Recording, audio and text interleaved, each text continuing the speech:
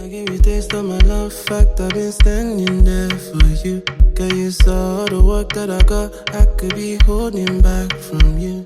Hi you guys, welcome back to my channel. My name is Dani and welcome to a new video. So today's video, I've been mentioning that I was going to do for forever. But finally, I've taken the time to consolidate a proper list, write out all the reasonings, and to be able to sit here and tell you guys a proper comparison of Atlanta versus New York versus Houston. So for a little bit of background information on me, I grew up in Georgia most of my life, and I lived in Atlanta for college until 2019 when I got a job offer upon graduation to move to New York. So I left Atlanta, packed up and moved to New York for the first time. Had no familiarity, but I did it. I lived there for about 2 years or so before deciding to then move to Houston to start over, get my own place, have a new life as an adult back in 2021. And then moved back to Atlanta in 2022 to start school and just be near my friends and family. So that is where I am now. And that's why I'm sitting here making this video now, because I feel like I've lived in each city for a good amount of time to be able to give a thorough review. Now in my review, I did divide everything into 5 categories. The first one being cost of living, the second one being transportation, the third one being entertainment and things to do, the fourth one being education, and the fifth category being career. Okay, so those are the 5 categories that I'll be touching as I discuss each city. Make sure to check out my channel also if you want to see me comparing Atlanta to Houston or New York to Houston. So make sure to check out my channel because I have done these videos before, but never have I ever compared all 3 cities to each other. So if you're interested in getting to hear some more, let's get into it. Okay, as I mentioned, I have my notes right here because we're gonna dive deep and really get into the nitty-gritty of all these cities because I think it's very important to talk about. I've loved all the feedback and conversations that have resulted from the first 2 videos I've made of people just talking back and forth, sharing their experiences, giving advice. So I really hope this video can also play as a great resource to somebody who's looking to move to either city. And obviously, if you have anything to add, anything to correct, leave a respectful comment. And of course, I'd love to start a conversation on there as well for anybody who needs it. So yeah. As I mentioned, the first category that we'll be talking about is cost of living, which is of course very important. If you cannot afford to live in the city, you should not be in the city, period, because the city will run you dry. Okay, so as it pertains to Atlanta, Georgia, the average cost of rent for a 1-bed, 1-bathroom unit is $1,500 as it stands. In Houston, the average is $1,300.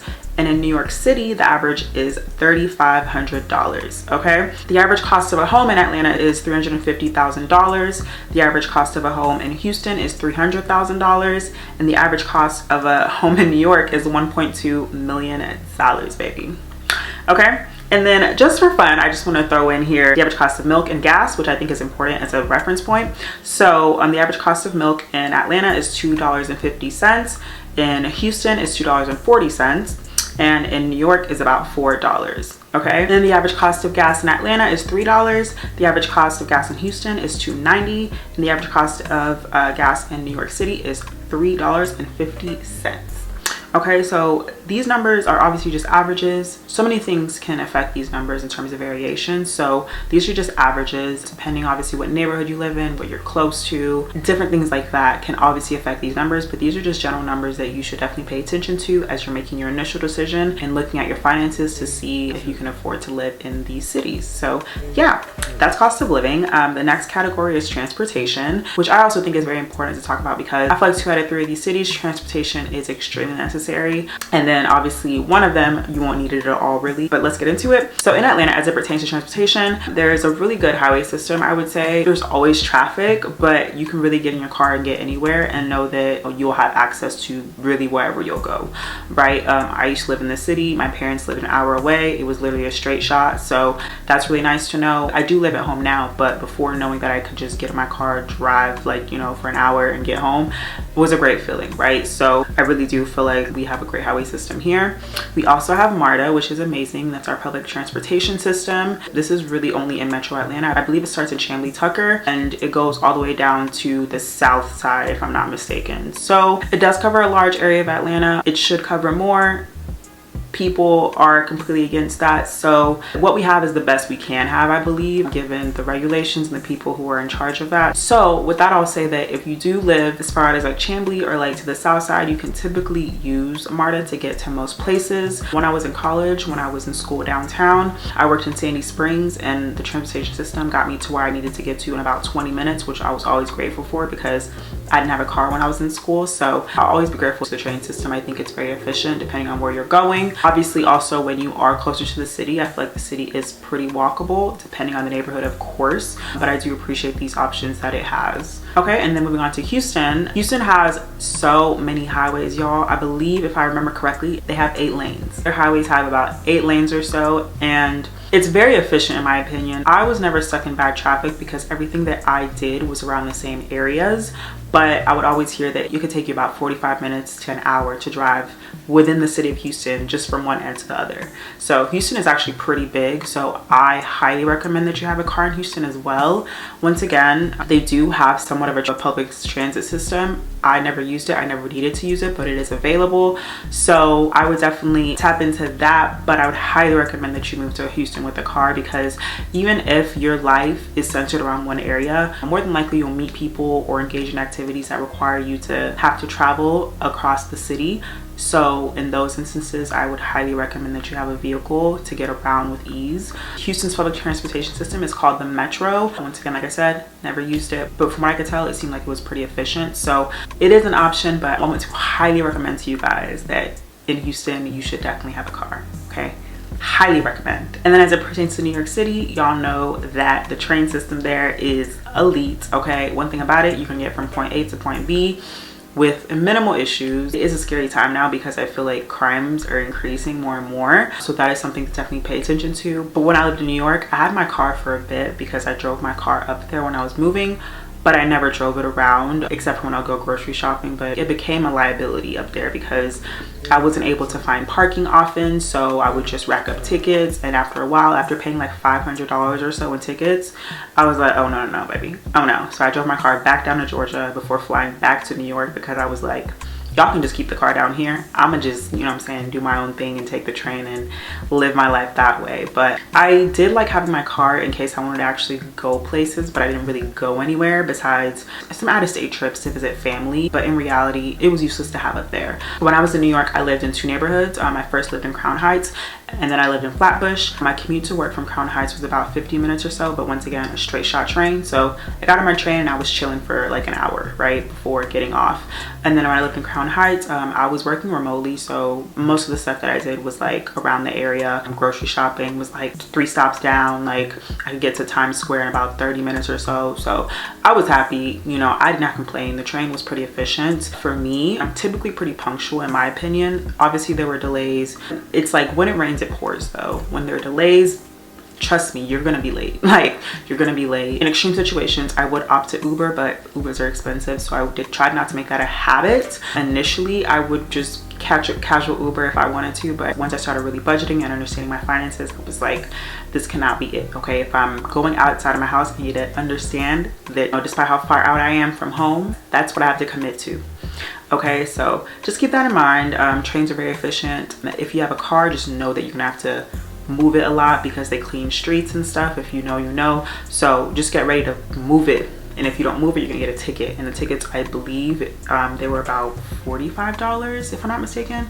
I could be wrong. This was like 2-3 years ago, so correct me if I'm wrong. But yeah, just FYI. And then when it comes to entertainment and things to do, I get really excited about this because I feel like all of these cities have so much to do, and I had a great time just immersing myself in the cultures and just all the stuff that the cities had to offer when I lived there. So as it pertains to Atlanta, y'all know it's up, okay? Y'all know it's popping. There's so much going on. There's so many new developments, so many new restaurants, so many new places to go.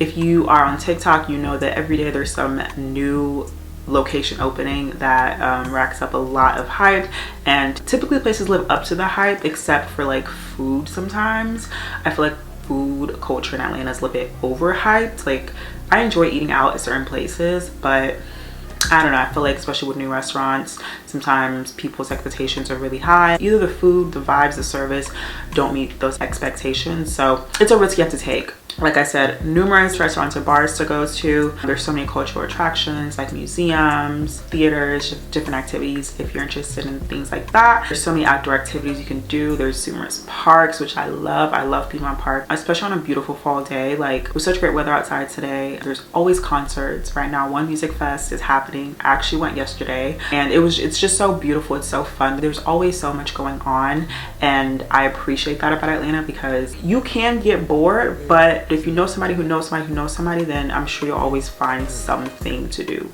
right? And then once again, also sports events. So you can see a Braves game, you can see an Atlanta Hawks game, you can see an Atlanta United game, you can see an Atlanta Falcons game, you can see all the games, girl, okay? So many games. Of course, it's also a major city, so typically if an artist is going on tour, you already know they're gonna stop here.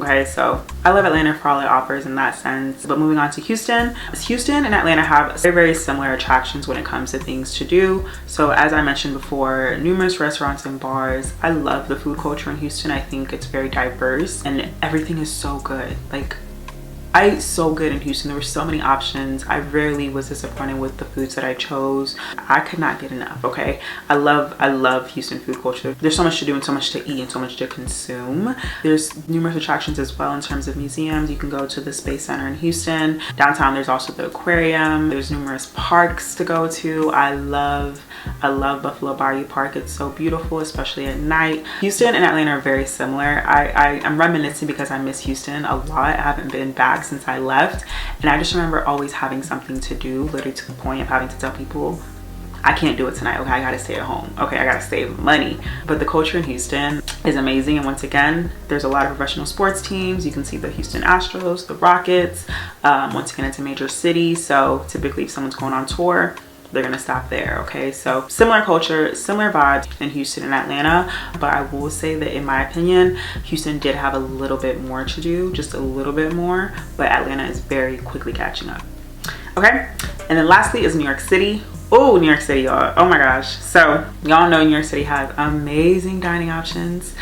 When I actually lived there, I actually used to say that I did not like the food culture in New York. Y'all know also because New York is super diverse. There's so many different neighborhoods where different cultures are found. So when I lived in Flatbush, I had the best Caribbean, Jamaican food. Like, it was so good. If you want Dominican food, you can go to the Heights. If you want Ghanaian, African food, you can also go to like Harlem, like those areas. Like, you can just get really good food depending on the neighborhood, and honestly I miss it. The delis had great food options as well. Every time I go back, there's certain places that I have to go to because I don't have access to them here, and I took them for granted when I lived there. So great food culture. And then also, of course, there are Broadway shows and theaters. You can see all the shows of your dreams while you're there. Once I actually haven't done, don't sue me, I didn't do it, but once again, something I took for granted because I don't have access to it now, but definitely take advantage. Of course, there's also Central Park, which is iconic in all the movies. It's a great park. I used to love walking the park. I love parks. I love being outdoors. That's like my vibe. So I mention parks a lot because it's something that I really enjoy about cities. And then once again, lots of professional sports. There's the Yankees, there's the New York Knicks. So once again, a great major city, great major attractions. If someone's going on tour, y'all already know they're stopping in New York. One thing I should also mention about New York, flights, international flights were always so much more affordable leaving New York because there's so many flights that leave JFK and the New Jersey airport as well. So yeah, I always just reminisce on that because New York is also a place where a lot of layovers take place. So typically if an international flight is going to leave to go to like Europe, for example, or like Africa even, they'll typically have a layover in New York before taking off. So I just miss the more affordable international flights because those were everything. Domestic flights, not always affordable, but those international flights were always hitting, so miss that. And the next on the list is education. So I'm currently taking advantage of the education system in Atlanta. I'm getting my MBA, so I'm enrolled in school. It's difficult, but I'm loving the opportunity to have access to higher education. And of course, if you know the city of Atlanta, you know that we have amazing universities here, amazing schools here, including Emory, Georgia Tech, there's Georgia State. Kennesaw isn't in the city, but you know, it's in the area, I suppose. So there's Spelman, there's Morehouse, CAU in general. There's so many good schools here. So if you're looking to further your education, this is a great city to do so because you have numerous options. And then as it pertains to Houston, numerous universities there as well. There's Rice University, the University of Houston, and a couple of my friends when I used to live in Houston actually went to the University of Houston. So, and that's actually a school that I was considering furthering my education and if I was to stay in the city. So yep, once again, great options if you're in Houston as well. And of course, when it comes to New York, top of the line universities that they offer, including Columbia, NYU, there's Fordham, there's just all the great schools. So I honestly believe that if you're looking to further your education, you can't really go wrong in either of these cities. Me personally, I would either prioritize Atlanta or New York over going to school in Houston, but that's just me. But yeah, so great options of course all across the board. So absolutely can't go wrong. And then finally, the last category is career. So as it pertains to career, of course, all three of these cities have great career options depending on the industry that you're into as well. Particularly in Atlanta, we have a beautiful, booming tech industry here. I almost wish I was in the tech space because I feel like they're so well connected here and there's so many resources for them to excel here, especially as Black people. There's just a great like tech culture here and a great Black tech culture here as well. So highly recommend it for that purpose. Also, y'all know that Atlanta is known for entertainment and film, so that's obviously a great and booming industry here if that's what you're into as well. And then lastly, we're also home of notable Fortune 500 companies, including Coca-Cola and Delta Airlines, just a couple to mention amongst multiple. So yeah, once again, this is a great place to start your career depending on the industry, but I don't really know an industry that doesn't thrive in Atlanta. I think especially like if you're well connected, and even if you're not, there's so many ways for you to get plugged in, conferences, networking opportunities, just different things like that. Like you'll literally meet someone who can connect you to the next person, and that's what I love about Atlanta culture in general. And then Houston has a strong energy sector. They're also big in the biotechnology and healthcare industries, in addition to the aerospace and engineering industries also. So if you're into any of those, Houston is a great city for you. I personally was working remotely. I'm still within like the legal space, so I never actually like worked in Houston. But once again, great options if these are things that you're into. And then lastly, New York City. We all know that New York City is known for so much, and so of course, as at the top of the list is finance and banking, of course, particularly as it pertains to Wall Street. There's so many great ways to get plugged in and really challenge yourself and push yourself to like the top of these companies if that's what you're willing to do and if that's what your goals are. It's also a great media and entertainment capital similar to Atlanta. Numerous films are filmed there, and you just have access to so much given how big entertainment is there. So definitely a great reason for you to look into New York if that's your passion. And then of course, New York is home to multiple major global corporations, specifically including JP Morgan and Chase, and also Goldman Sachs. Those are just two examples, but y'all already know the list is super lengthy, so of course do your own research. But I really feel like as it pertains to either of these cities, if you're able to first decide what you're looking for as you're looking for a new city to move to, then I think that will definitely assist you greatly as you make your decision, because these cities really have so much to offer. So yeah, I really just want to make this list to put out all the facts and also a couple of opinions just to compare all three cities for what they might offer, and also just putting it into perspective for any prospects and transplants you're looking to move back and forth. So yeah, you guys, last thing I'll mention that I get a lot of questions about in my other videos that I've posted about moving is how to find an apartment. Like, how do I move with ease? I've always used an apartment locator. I've used Smart City Locating. This is not sponsored, I'm just letting y'all know. If you just type in on Google like Smart City Locating and the city you want to move to, then that'll be able to take you to their website and you can go from there.